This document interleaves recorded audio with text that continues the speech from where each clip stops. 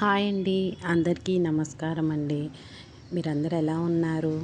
మేమైతే చాలా బాగున్నాం. మీరు కూడా చాలా బాగున్నారని అనుకుంటున్నాను. ఈరోజు నేను దొండకాయ ఫ్రై చేశానండి.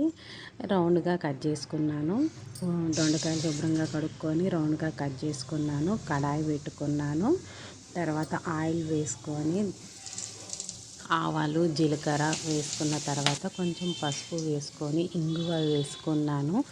తర్వాత కరివేపాకు కూడా వేసుకొని కొంచెం మగ్గిన తర్వాత దొండకాయలు రౌండ్గా కట్ చేసుకున్నాను కదా, అవి కూడా వేసుకున్నాను. తర్వాత మీడియంలో పెట్టుకొని దొండకాయలు ఫ్రై చేసుకున్నానండి.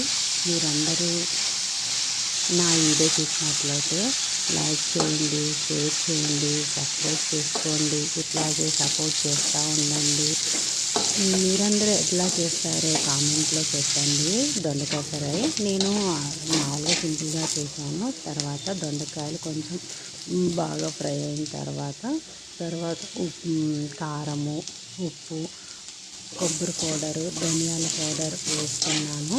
ఫైనల్గా నేను కొత్తిమీర వేసుకోకుండా పుదీనా వేసుకున్నాను. ఈసారి ట్రై చేయండి. పుదీనా వేయకుండా కొత్తిమీర వేసి చేసుంటే ఈసారి పుదీనాతో ట్రై చేయండి. చాలా బాగుంటుంది, ఫ్లేవర్ మంచిగా ఉంటుంది.